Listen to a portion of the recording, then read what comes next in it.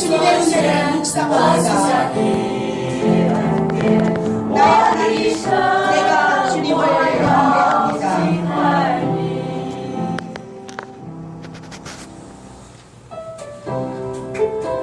주님은 나의 힘이십니다.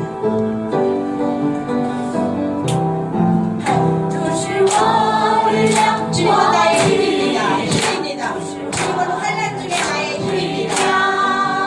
주님은 나의 도움이십니다.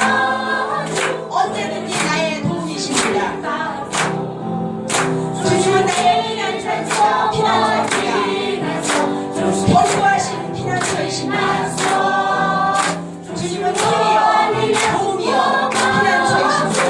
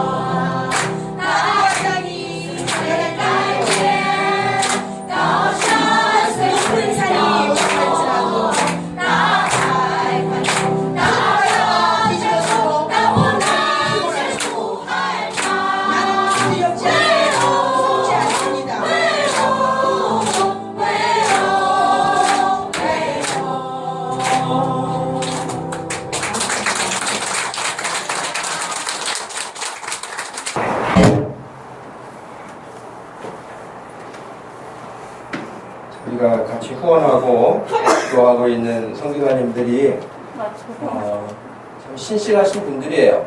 신실하신 분들이어서 현지에서도 참 귀한 사역을 하고 또 하나님 앞에 영광이 되는 줄로 아는데, 우리가 뭐 현장에 가 있지 않을지라도 기도하고 적은 물질이라도 우리가 교회가 설립되면서 지금까지 계속해서 이 두 분 선교사님에게 후원할 수 있게 된 것은 너무 감사한 일이고, 사실은 좀 더 우리가 확대해서 더 많은 선교지에 도움을 줄 수 있는 교회가 되어야 되겠죠. 이 일을 위해서 여러분들 기도해 주시기를 바랍니다. 오늘 우리에게 주신 하나님 말씀은 마가복음 12장 35절에서 37절입니다. 마가복음 12장 35절에서 37절 말씀 찾으셔서 우리가 함께 말씀을 읽겠습니다. 35절입니다. 예수께서 성전에서 가르치실새 대답하여 이르시되 어찌하여 서기관들이 그리스도를 다윗의 자손이라 하느냐. 다윗이 성령에 감동되어 친히 말하되 주께서 내 주께 이르시되 내가 내 원수를 내 발 아래에 둘 때까지 내 우편에 앉았으라 하셨도다 하였느니라. 다윗이 그리스도를 주라 하였은즉 어찌 그의 자손이 되겠느냐 하시니 많은 사람들이 즐겁게 듣더라. 아멘. 성경을 바르게 보게 하시는 성령님. 제목이 길지만요, 성경을 바르게 보게 하시는 성령님. 저나 여러분들이 모든 영역에도 마찬가지겠지만 나름대로 열심을 가지고 뭔가를 했는데 나중에 그것이 허탕이라든지 이게 아니었어라든지 그렇게 된다면 참 허무하잖아요. 예를 들면 우리 우스갯소리로 나폴레옹이 군사를 이끌고 이렇게 점령에 들어갈 때 그 험산 줄령을 다 죽음을 무릅쓰고 올라가는데 가다 보니까 여기가 아니네. 그래서 여기가 아닌가 보다. 또 다른 데 가는데 여기가 아닌가 보다. 그래서 참 허무하다는 그런 개그 이야기가 있는 것처럼 여러분이 애를 썼어요. 평생 애를 썼어요. 그랬는데 마지막에 가서 보니까 진짜 애만 썼지 아무 결실도 없고 아무것도 없다고 생각을 한다면 참 그렇죠. 우리에게 특별히 믿음의 생활이 그렇지 않을까요? 열심히 믿음의 생활을 했어요. 근데 그 믿음의 생활 나름대로 했는데 주님이 아니다. 그거 아니야. 내가 원하는 게 그것 아니었고 너희들 뭔가를 한다고 했는데 그거 내가 말하는 것도 아니었다. 만약에 그런 결론을 얻게 된다면 그거 어떻게 되겠어요? 그런데 문제는 예수님 당시에도요. 예수님 당시에도 나름대로 자기들은 하나님 앞에 최선을 다해서 열심을 가지고 바르게 믿는다라고 자부심을 가지고 있었는데 예수님은 정작 그들을 향해서 아니라고 말씀하신 거예요.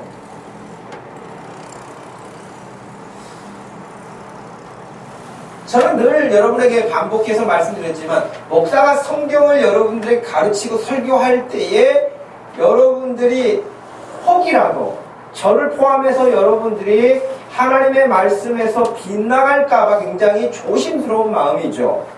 왜냐하면 지금 말씀드린 것처럼 예수님 당시에도 흔히 말하는 바리새인들이나 서기관들이나 제사장들 다 종교 지도자들이란 말이죠. 그리고 그냥 1, 2년 믿은 사람도 아니잖아요. 그 사람은 조상 대대 때부터 믿어온 믿음이잖아요. 그런데 예수님으로부터 인정을 받단 말이에요. 그 믿음이. 자기네들은 굉장히 자부심도 있었고요. 전통도 있었고요. 사람들 보기에도 굉장히 화려한 것도 있었고 다 있었단 말이에요. 있었는데 정작 주님으로부터는 인정받지 못한 거예요. 야, 너희들 믿음 생활하려면 저 바리새인들처럼 해야 된다. 야, 너희들 믿음 생활하려면 저 사두개인처럼 해야 된다. 그런 이야기를 듣지 못했다고요. 반대로 그렇게 하면 안 된다는 이야기를. 기도 생활도 그렇잖아요. 야, 저 바리새인들처럼 기도하면 안 된다. 그런 거잖아요. 사두개인들처럼 믿어서는 안 된다. 저 제사장들처럼 해서는 안 된다. 그런 거 아닙니까? 그러면 평생 자기네들은 자부심을 가지고 믿었는데 주님으로부터 안 된다는 이야기를 들으면 어떻게 되겠어요? 우리는 지금 이런 과거에 2000년 전에 이런 모든 일들에 대해서 다 결론 난 것들을 지금 알고 있는 사람들이잖아요. 결론 난 것들을 알고 있는데 그러면 지금 이 시대를 다 믿으면 안전한가 하는 거예요. 믿으면 다 안전한가? 교회를 출석하고 있으면 다 안전한가? 답은 아닙니다.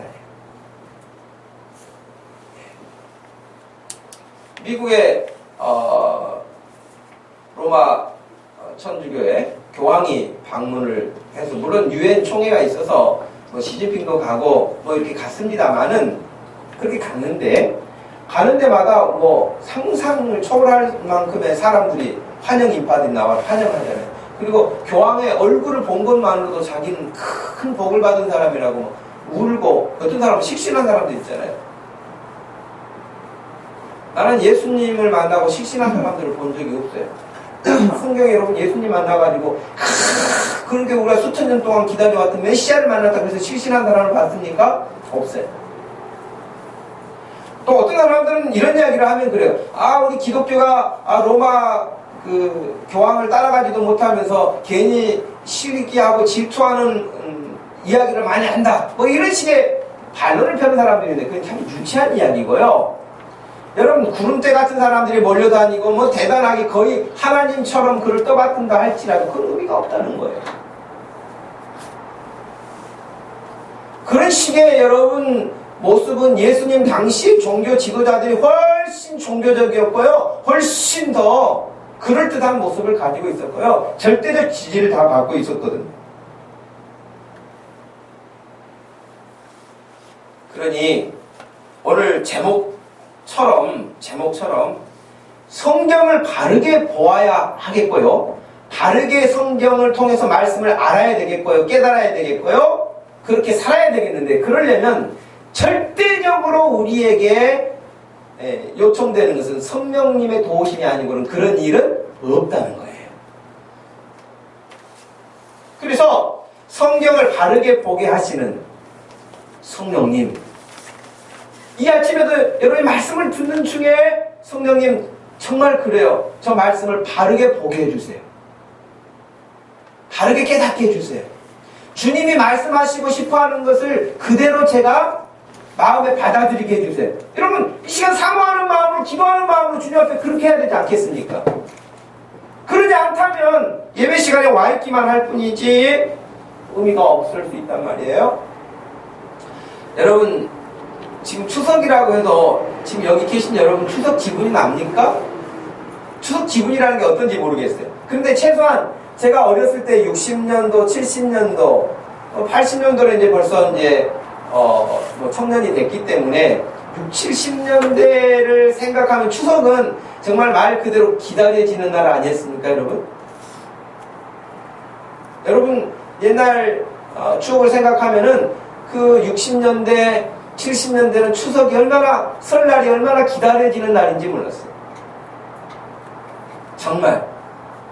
근데 요즘에는 추석이라고 해서 설이라고 해서 사람들이 그렇게 기다리거나 그런 것 같지는 않아요. 다만 그냥 공휴일 뿐이겠죠. 노는 날 며칠인가 계산하기 바쁘고 자기들 스케줄 잡기 바쁘죠.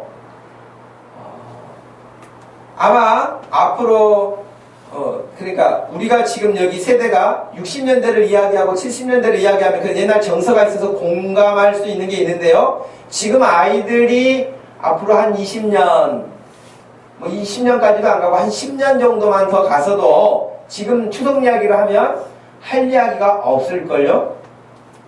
우리들처럼 그런 이야기도 없을 거고요. 그냥 앞으로 또 한 20년이 더 지나가면 그냥 공휴일 그 이상도 이하도 아닐 거예요. 추석에 대한 개념이 그럴 거예요. 시대가 바뀌니까요. 사람들의 가치관도 바뀌어요. 그쵸? 다 바뀐다고요. 살아가는 방식도요. 생활의 방식도요. 다 바뀝니다. 교사이면서 시인으로 활동했던 김용택 시인의 강의를 제가 하나를 들었는데요. 자기 결혼 생활, 결혼에 대한 에피소드를 이렇게 이야기했습니다. 그러니까 1983년 시집 섬진강이라고 하는 시집을 냈는데요. 그때 자기 아버지가 돌아가셨다 그래요. 근데 아버지가 돌아가셨는데 문상원 사람 가운데에 자기 셋째 여동생 친구들도 같이 왔다는 거예요. 거기에. 근데 문상을 왔는데 그 문상원 그 학생 가운데 유독 자기 곁에 늘 있는 학생이 한 명이 있었다 그래요. 그냥 그래도 뭐 동생 친구니까 별 대수롭지 않게 생각을 했는데 동생이 대학을 졸업하게 돼서 대학 졸업식장을 가는데 또 그 학생이 또 거기 있더래요. 그리고 졸업한 지 한 달이 지났는데 밤중에 그 시골에 그 여학생이 찾아왔더래요. 찾아와가지고 하는 말이 무슨 말이었냐면은 선생님 저하고 같이 살면 안 돼요? 그랬다는 거예요. 그 밤중에 시골에 여러분 깜깜한 밤중에 30분 이상을 걸어서 오는 길인데 그러니까 이 김용택 시인이 깜짝 놀라면서 아주 되게 야단을 쳐가지고 돌려보냈다는 거예요. 물론 그날 밤에는 돌려보내지는 못했죠. 그래서 하여튼 야단을 많이 쳤대요. 여자가 이렇게 밤중에 이 시골에 그렇게 위험한데 그렇게 혼자 돌아다니면 되겠느냐라고. 근데 그 다음 주에도 또 왔더래요. 그때도 또 야단치고 한 달 이상을 그렇게 했는데 결국에는 그 학생하고 결혼을 했대요. 근데 결혼했을 때 그 상태가 어떤 자기가 사는 그 삶의 형편이 어땠느냐. 83년도인데도 불구하고 그 섬진강 안쪽 시골에서 빨래를 내과에 가서 했대요. 물도 길러다가 밥을 했대요. 그런 시골에서 살았다는 거예요. 그런데도 불구하고 나이 차이도 많지. 그런데 물을 길러다가 밥을 해야지. 밥도 불을 떼어서 밥을 하는 그런 시골로 그 학생이 온 거예요. 세탁기가 있어요. 전기밥솥이 있어요. 뭐가 있어요? 아무것도 없는 정말 어려운. 이런 이야기를 하면 지금 젊은 사람들은 그런 이야기를 뭐하러 하는데요? 그게 뭐 어쩌는데요? 뭐 그러면서 아예 관심도 없죠. 그 고생했던 것에 대한 그 옛날에 대한 것을 별로 경험도 한 적이 없기 때문에 관심도 없겠죠. 근데 예를 들면 그 제 강의를 들으면서 83년도면 그래도 많이 그래도 오픈된 사회였는데 발전하기도 하고 그랬는데 또 산골에는 아직도 그런 부분이 있었는 모양이구나. 83년도인데도 그런 생각을 했어요. 근데 지금은 그렇지 않잖아요. 지금 누가 내과에 가서 빨래하는 사람이 있습니까? 부를 때서 밥하는 사람이 있습니까? 여러분 물을 길러와서 밥을 하는 사람이 있습니까? 없잖아요. 지금 너무너무 모든 것이 편리한 생활이 다 바뀌었잖아요. 그러니 생활이 그렇게 바뀌면 우리의 생각도 바뀌어요. 생각도 바뀌면 가치관도 바뀌어요. 가치관이 바뀌면은 그 사람의 삶의 태도도 역시 달라지는 거예요. 그런데 여러분, 그 고생하던 시절, 힘들었던 시절은요, 진짜 모든 게 힘들었어요. 진짜 힘들었어요. 그런데도 불구하고 하나님 앞에 그 믿음은요, 얼마나 순수했는지 몰라요. 하나님 앞에 얼마나 순전했는지 몰라요. 그러니까 우리는 너무 편리한 것들 때문에 좋은 것들도 같이 그냥 더불어서 잃어버리는 것 같아요. 지금은 차 타고 쉽게 교회로 오잖아요. 그러나 그 시대는 여러분 교회 가려면은 자가용도 흔하던 시대가 아니잖아요. 교통 편리함도 그렇게 없던 시대잖아요. 걸어서 갔잖아요. 그래서 뭐 30분, 40분 걸어가는 것도 거의 기본이었죠. 추워도 비가 와도 다 그렇게 교회를 다녔거든요. 그런데도 지각하지 않았어요. 미리 가서 준비하고 다 그렇게 했기 때문에 그렇게 하나님을 섬겼던 순전한 마음, 순수한 마음이 있었거든요. 근데 지금은 그런 모습이 점점점 퇴색하고 희미해져 가고 이제는 그러한 것이 있었는지조차도 모르는 그런 시대가 되어가고 있죠. 전하고자 하는 그 메시지는 뭐냐면 아무리 시대가 바뀐다 할지라도 여러분 아무리 뭐 첨단 시대로 바뀌어간다 할지라도 저와 여러분이 하나님을 섬기는 그 믿음 중심은 변함이 없어야 될 뿐만 아니라 더 순수해야 될 줄로 믿습니다. 하나님을 더 순전한 마음으로 살아가고요. 더 하나님을 이렇게 마음에 사모하는 마음이 있어야 되겠고요. 그런 마음은 아무리 시대가 달나라에 가서 혹시 예배를 드린다 할지라도 마찬가지예요.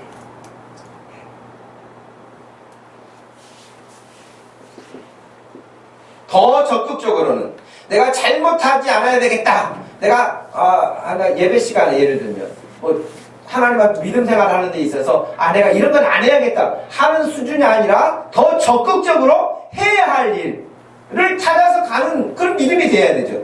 나는 이런 건 안 해, 나는 이런 거 안 해는 수준이 아니라 나는 적극적으로 하나님 앞에서 이렇게 믿음 생활을 해야 되겠다라고 할 수 있는 진취적인 그런 믿음을 가져야 되겠고, 그렇게 가도록 하는 데 있어서 성경을 바르게 깨닫는 것은 굉장히 중요한 부분이라는 거예요. 성경을 바르게 깨닫지 못하게 되면 바르게 깨닫지 못하는 것들에 나온 그 결과적인 삶이 있거든요. 제가 여러분 홈페이지에 이단에 대한 그 내용을 올려놓은 거 여러분 보신 분들도 있죠? 교회 홈페이지에 이제 이단에 대해서 올려놓은 게 있는데 여기 양천구에도요 꽤 많이 모이더라고 보니까 사람들이 많이 모여요. 평일에도 많이 모이고 그래서 도대체 여기가 뭐하는 건강한 교회인지 어떤 교회인지 그리고 설교도 제가 들어봤어요. 설교도 들어봤는데 거의 이게 문제구나 그럴 것이 없어 보여요. 아마 여러분이 들을 때는 거의 판단해내지 못할 만큼이에요. 거의 비슷해요. 근데 이단이거든요. 여러분 권신찬 그 계파에서 얼마나 그리고 지금 우리에게 알려진 구원파라고 되어 있는 그 사람들에게서 얼마나 많은 분파가 생겼는지 몰라요. 근데 그런 사람들이 지금도 다 활동하고 있어요. 이름을 다 교묘하게 바꿔가지고 활동하고 있을 뿐이지 활동 지금도 하고 있습니다, 여러분. 근데 보면은 그 사람들이 모이는데 많이 모인다는 거예요. 가르침 앞에 많이 모인다는 거예요, 사람들이.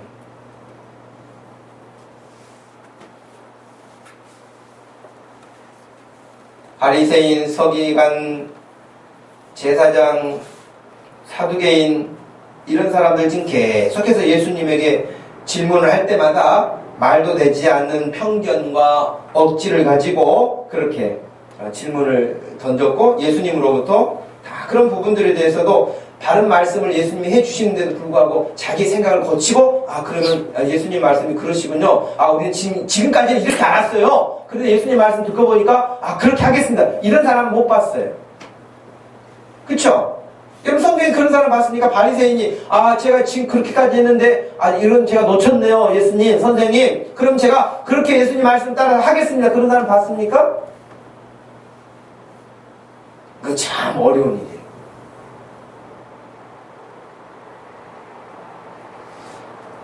진짜 하나님의 전적인 은혜가 아니면 저나 여러분이나 구원 얻을 만한 그런 믿음을 가질 수가 없어요.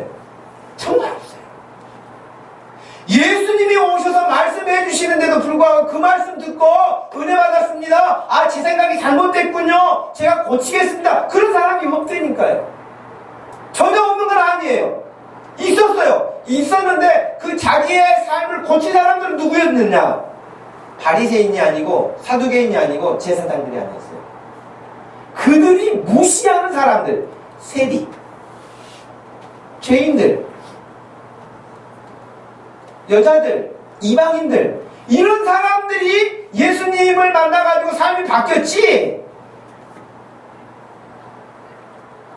말씀을 가장 가까이서 들었던 그 바리새인들과 종교 지도자들은 바뀌지 않았어요. 물론 100% 다 바뀌지 않은 건 아니에요. 니고데모 같은 경우도 관원이었잖아요. 니고데모 같은 사람도 예수님 앞에 왔잖아요. 그런 경우는 정말 가뭄에 콩나듯 한다는 정도예요.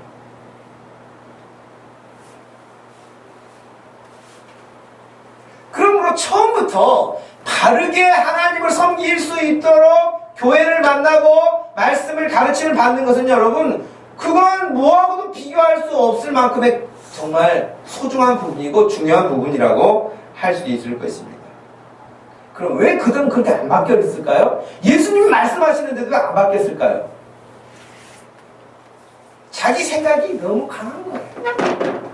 자기 생각이 너무 강해서요, 들으려고 하지는 않아요. 들으려고 하지 않을 뿐만 아니라 상대방이 뭐라고 말을 하든지 그 말을 하면 그것을 반박하고 비판하려고만 생각했지 고민해보지도 않아요. 여러분,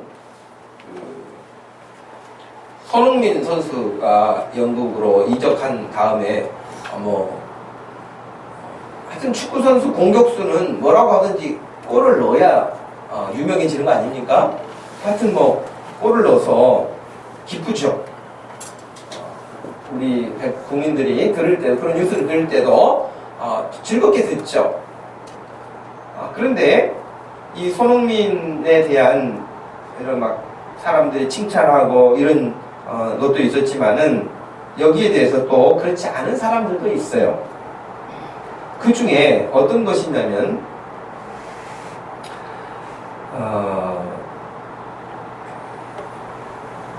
손흥민 그가 눈을 다 뜨고 경기를 했다면 골을 얼마나 더 넣었을지 상상해보라. 글을 이제 올렸어요. 이 사람이 이런 글을 올렸는데 그 흑인이었어요. 흑인이 그런 글을 올렸는데 지금 그가 눈을 뜨고서 경기를 했다면 골을 얼마나 더 넣었을지 상상해보라. 좋은 말 같기도 하지만 서양 사람들, 유럽이나 미국이나 이런 모든 데서는 동양인들을 비하할 때 쓰는 표현이거든요. 눈이 찢어졌다고.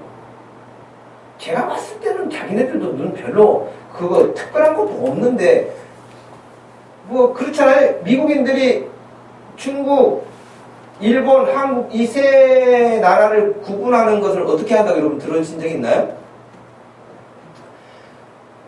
세 나라 다 눈이 찢어졌다는 거예요. 그래가지고 세 사람을 구분하는데 하나는 올라가고 하나는 옆으로 찢어지고 하나는 내려가고 그랬다는 거예요. 그래서 우리를 그렇게 비하해요, 동양인들은. 그래서 이 흑인이 손흥민이가 눈을 뜨고 했다면 하면서 눈이 찢어서 거의 눈이 안 보인다는 그 비하하는 말을 썼단 말이죠. 그래서 거기에 대해서 좋다고 또 좋아요라고 누르는 사람들도 있었고요. 이 조롱을 좋아하는 사람들이 생겨났죠. 또 반면에 반론도 있었지만, 근데 이제 문제가 되니까 그 글을 삭제했다고 그러더라고요. 근데 우리나라 수사대, 사이버 수사대가 어떤 사람들입니까? 찾아냈어요. 얘가 누군가. 외국인인데 결국에는요, 캡처를 해가지고 찾아냈는데, 이 찾아낸 사람의 그 페이스북에 가서 보니까 자기가 흑인이었는데 백인들과의 지금 사진을 올려놨대요. 백인 손과 흑인 손을 이렇게 겹치는 장면을 올리면서 인종차별에 대해서 그런 생각을 가지면 안 된다. 그러면서 본인이 인종차별을 해서는 안 된다고 페이스북에 글을 올리면서 흑인과 백인의 손을 올렸단 말이에요. 그리고 성탄절에 또 이런 이야기를 올리면서 자기 신앙 고백을 했는데 예수 그리스도 그분은 하나님의 아들이시고 나의 유일하신 희망이시다. 그러면서 올렸으니 그는 분명히 크리스찬이란 말이에요. 크리스찬이에요. 그리고 자기도 인종차별을 해서는 안 된다고 생각한 사람이에요. 그런데 손흥민을 보자 자기도 모르는 사이 이해했는지 그냥 습관이 돼서 했는지 아니면 또 다른 의도를 가지고 했는지는 모르지만 큰다는 거예요. 하지 말아야 된다고 말을 하면서 자기도 한단 말이에요. 그러니까 우리도 잘못하면 하나님 말씀대로 이렇게 해야 된다고 하면서도 실제로는 그 모양과는 반대로 가는 경향도 있다는 거예요, 여러분.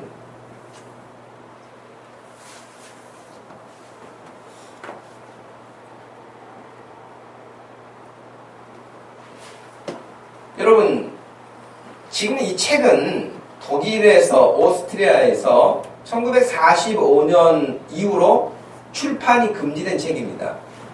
그리고 판매도 금지되어 있죠. 물론 그 두 나라에서는 출판도 판매도 금지가 됐지만 다른 나라에서는 우리나라를 비롯해서 지금 다른 나라에서는 번역이 돼서 많이 읽힌 책이죠. 마인 캄프스라고 하는 독일어 나의 투쟁이라는 책 여러분 들어보셨을 거예요. 히틀러의 책이죠.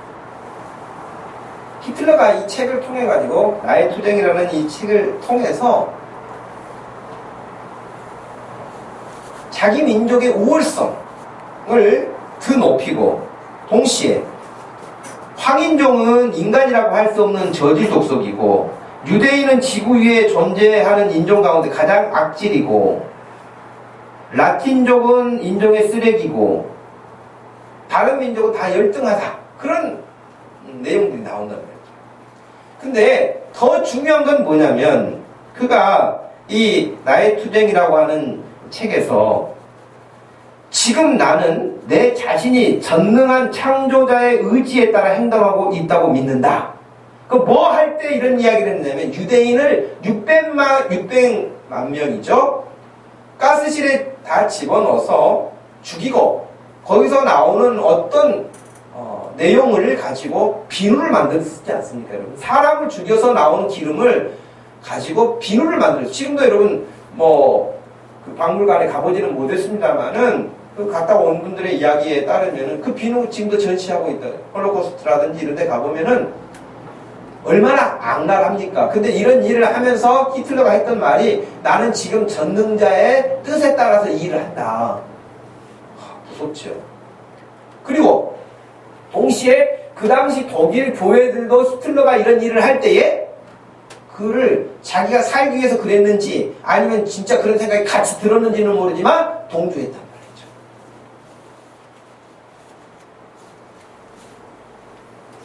우리나라 신사 참배할 때 일본 신사 참배할 때도 마찬가지잖아요. 그거 하면 안 된다 해서 감옥사 가가지고 고생하는 사람도 있고요. 그거 해야 된다고 장려하는 목사님도 있고 장로님도 있었잖아요. 똑같은 사안인데 전혀 다르잖아요.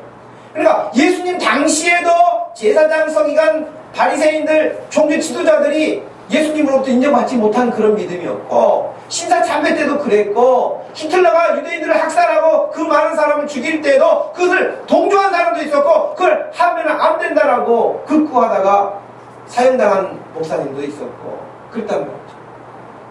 지금도 마찬가지인 거예요. 지금 우리가 사는 이 시대에도 역시 하나님 앞에서 그런 믿음을 가지고 있는 사람이 있는가 하면 하나님으로부터 인정받지 못하는 그런 상태에 놓여 있을 수도 있죠. 이게 여러분 그 사람 편견, 자기 어떤 고집스러움, 바뀌지 않는 거 무서워요. 그러니 우리 잘 안 바뀐다고 전제한다면, 처음부터 바른 믿음을 받았다면 그건 다행이죠. 그죠? 처음부터 이단 사상을 받은 사람은 어떻게 되겠어요? 처음부터 바른 믿음을 가진 사람은 그건 복이죠. 또 나중에 잘못됐을지라도 말씀을 통해서 돌아오는 경우도 있지만, 저나 여러분이나 하나님 앞에서 편견을 갖지 않고 살아야 된다, 다 동의하면서도 우리도 역시 편견을 많은 영역에서 가지고 있지 않을까요? 우리나라에 와서 대학 연구교수로 체류 중인 젊은 인도의 학자가 한국 사람에게 모욕을 당했다고 고소한 사건이 발생됐어요. 여러분, 인도 사람 피부가 까맣잖아요. 우리보다 피부가 까맣습니다. 우리나라 사람들은, 좋아하는 사람들은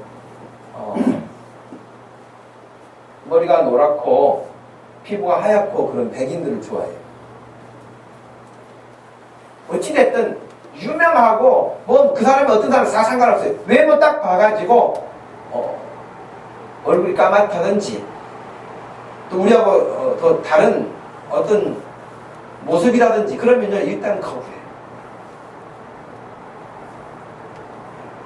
우리도 나름대로 편견이 아주 심한 민족이잖아요.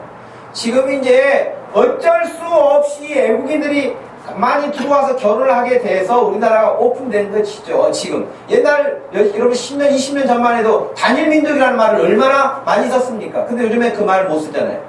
단일민족이라는 말을 안 쓰잖아요. 다민족, 다문화, 가정 이런 이야기를 하는 것처럼 똑똑하지도 못하면서요, 자기보다 더 똑똑한 사람을 외모만 보고 판단해서 그렇게 무시해요. 여러분, 인도 사람들이 이렇게 어려움이 있는 사람도 많지만 지금 미국의 IT 업계를 이끌고 가고 있는 전체 사람들이 여러분 인도 사람들이잖아요. 대단한 사람들이에요. 그 사람. 우리나라에 와서 활동하고 있는 사람들 우리보다 훨씬 실력도 좋은 사람들이 많아요. 근데 우리는 딱 외모를 보고 사람 무시해요. 우리 그 생각이 바뀌지 않는 한 우리 믿음도 마찬가지일 거라는 거예요. 교회나 믿음이나 여러 가지 모든 부분에 우리 생각이 안 바뀌어. 믿음이 자라지 않죠. 오늘 말씀의 내용은 여러분 아주 간단한 겁니다. 여러분 지금 오늘 본 말씀 전에 계속해서 반격을 예수님에게 그냥 질문 공세를 펼쳤잖아요. 근데 우리가 보았던 말씀, 지난주에 보았던 34절 말씀에 보면은 더 이상 예수님께 묻는 자가 없더라 그랬어요. 왜? 계속 예수님에게 질문 공세를 던졌는데 한 사람도 예수님 앞에 말씀으로 반박해가지고 논리적으로 혹은 자기 어떤 다른 것을 가지고 예수님을 이긴 사람이 없어요. 이길 수도 없지만 더 이상 말을 못한 거예요. 근데 오늘 35절에 예수님이 어떻게 보면 반격을 취하신 거예요. 반격을 취하신 거예요. 예수님이 공격하신 거예요. 어떻게 보면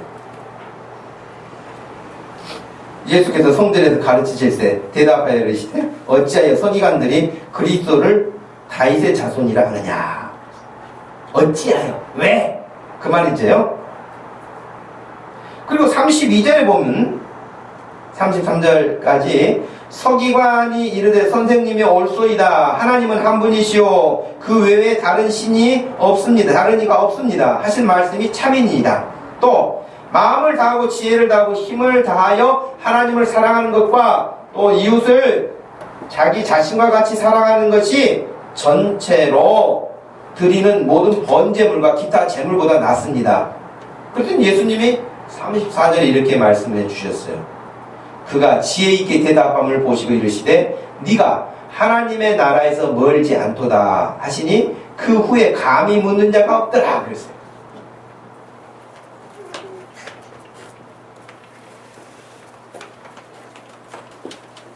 근데 여러분 오늘 말씀에서도 그 우리 지금 방금 읽어드린 34절 말씀에서도 보면은 예수님이 그 서기관을 칭찬해 주시는 장면이죠. 어떻게 보면 그가 지혜 있게 대답함을 보시고, 왜? 지혜 있게 대답한 건 뭐예요? 하나님은 한 분이시다. 이웃을 내 몸과 같이 사랑해야 된다. 그 말을 대답을 했잖아요. 그 바른 말을 했잖아요. 그러니까 예수님이 그걸 인정해 주셨어요. 그리고 하나님의 나라에 네가 멀지 않다. 하나님 나라에 가까이 와 있다. 지금 그 말이죠. 문제는 그것을 그대로 행하면 하나님의 백성인 것이고, 그렇게 말만 하는 것이면 하나님의 백성하고는 상관이 없는 지식인으로 끝나겠지요. 그러나 여러분 서기관들, 바리새인들은 예수 그리스도를 하나님의 아들로 인정하지 않고 다윗의 자손으로만, 목수의 아들 요셉의 아들로만, 마리아의 아들로만, 사람으로만 예수님을 생각했지 하나님의 아들이신 예수 그리스도는 저는 인정할 마음도 없었고 생각하지도 않았습니다.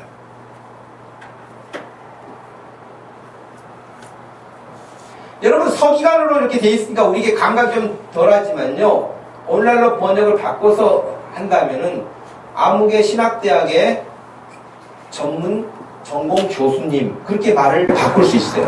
서기관이 성경학자, 성경 교수님. 그럼 여러분 느낌이 좀 다르죠? 서기관 그러면은 그냥 그럴 수 있지만은 여러분 박사가 되려면 거기에 전문적으로 파고들어서 연구를 해서 학위를 받는 거 아니겠습니까? 근데 성경학자란 말이에요.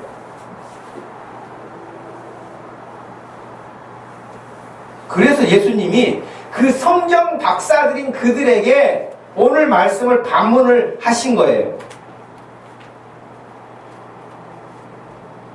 그 36절에 예수님이 반문하신 내용이에요. 다윗이 성령에 감동되어 친히 말하되 주께서 내 주께 이르시되 내가 내 원수를 내 발 아래 둘 때까지 내 우편에 앉았으라 하셨도다 하였느니라. 이 말씀은 어디 나오냐면 구약성경 시편 110편 1절 말씀이에요. 시편 110편 1절 말씀을 그들도 알고 있었던 말씀이에요. 그래서 예수님이 그 말씀을 지금 예를 들어서 인용을 하시면서 물으시는 거예요. 그래서 37절에 그랬잖아요. 다윗이 그리스도를 주라 하였은즉, 그러니까 36절에 주께서는 하나님이에요. 하나님 아버지예요. 내 주께 이르시되 거기서 내는 다윗이에요. 그 다음에 내 주께에서 그 주는 오실 메시아예요. 여러분 시편 110편 1절 말씀, 또 오늘 읽었던 36절 말씀에서 인용한 그 말씀이 주께서 내 주께 이르시되 라고 하는 것은 바로 하나님께서 다윗에게 감동을 주셔서 지금 깨닫게 하시고 보게 하신 건데, 메시아 내 주께 이르시되, 메시아에게 이르시되 내가 하나님께서 너의 메시아의 원수를 너의 발 아래 둘 때까지 내 우편에 앉았으라. 그리고 여러분 빌립보서의 말씀에 따르면 예수님이 하나님의 보좌 우편에 앉아 계신다 그랬잖아요. 또 예수님이 이 땅에 오시기 전에 하나님과 동등됨을 취할 것으로 여기지 않으시고 내려오셨다 그렇게 돼 있잖아요. 그러니까 이 시편 110편 1절 말씀은 아직 메시아가 지금 오지 않았지만 지금 메시아가 하나님의 보좌 우편에 앉아 계신 거예요. 그리고 그 메시아가 이제 오시게 될 거라고 예언되어 있는 말씀이에요. 근데 그 말씀을 예수님이 지금 반문하신 거잖아요. 그래서 37절에 물으신 거예요. 다윗이 지금 여기서 그리스도를 주라고 하지 않았느냐? 어찌 그의 자손이 되겠느냐? 하시니 많은 사람들이 즐겁게 듣더라. 그때 나는 여기서 즐겁게 듣더라는 말이 여러모로 생각을 해봤는데 무슨 의미로 즐겁게 들었을까 말씀을? 우리 그 방송국에서 흔히 하는 100분 토론을 한다거나, 야당, 여당 나와서 토론한다거나, 정책 토론한다거나 그러면, 누가 말을 잘해가지고 상대방을 완전히 제압한다든지 그러면은, 기분이 좋거나, 그런 의미였을까? 아니면, 그들이 알지 못했던 말씀을 들으면서 즐거웠을까? 어떻든지 간에 말씀을 즐겁게 듣더라 하는 표현이 성경에 많지 않아요, 여러분. 여러분은 지금 말씀을 들으면서 즐거워요? 그들은 즐겁게 들었던 말씀인데 우리가 즐겁지 않다면 뭔가 좀 문제가 있지 않을까요? 그죠? 관심이 덜하든지 이해가 덜하든지. 근데 여러분, 이 서기관들이 왜 예수님이 그렇게 지적하시는 것에 문제가 됐을까요? 왜 예수님을 다윗의 자손으로만 생각하고 있었을까요? 왜 하나님의 아들이라고 생각을 못하고 다윗의 자손으로만 생각했을까요? 왜 생각이 거기에 딱 고정이 되어 있을까요? 여러분 마태복음 1장 1절에 보면 어떻게 나와요? 아브라함과 다윗의 자손 예수 그리스도의 세계라 그렇게 되거든요. 거기 보면 다윗의 자손이라고 나와요, 예수님이. 여러분 바디메오가 예수님을 부를 때 뭐라고 그랬어요? 다윗의 자손이라고 그랬잖아요? 다윗의 자손 맞아요.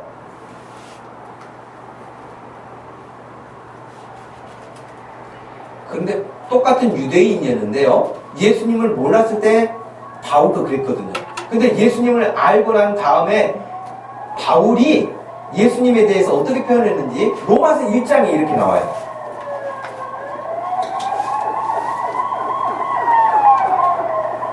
로마서 1장 3절 말씀에 그의 아들에 관하여, 예수님이잖아요. 그 아들에 관하여 말하면 육신으로는 다윗의 혈통에서 나셨고, 4절 성결의 영으로는 죽은 자들 가운데서 부활하사 능력으로 하나님의 아들로 선포되셨으니 곧 우리 주 예수 그리스도시니라.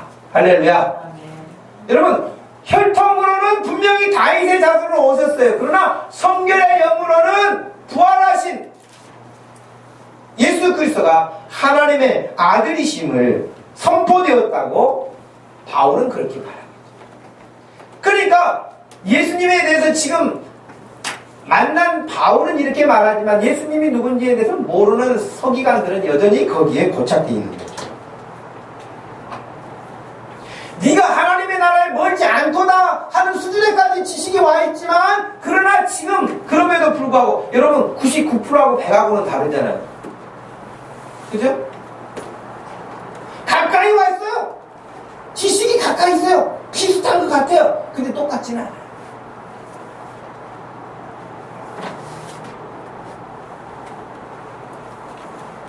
그런데 마가복음 1장 11절 말씀에서도 보면 하늘로부터 소리가 나서 이르기를 내 사랑하는 아들이라 내가 너를 기뻐하노라. 이 말씀은요, 예수님이 세례 요한으로부터 세례를 받고 요단강에서 올라오실 때 났던 소리거든요.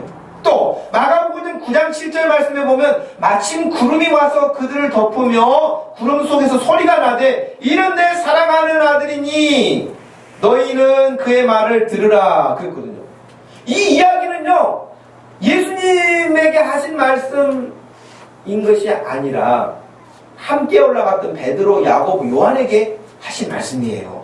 그래서 베드로 후서 1장 17절 말씀에 따르면은 베드로가 그때 이야기를 하면서 지극히 큰 영광 중에서 이러한 소리가 그에게 나기를 이는 내 사랑하는 아들이요 내 기뻐하는 자라 하실 때에 그가 하나님 아버지께 존귀와 영광을 받으셨느니라 그랬어요.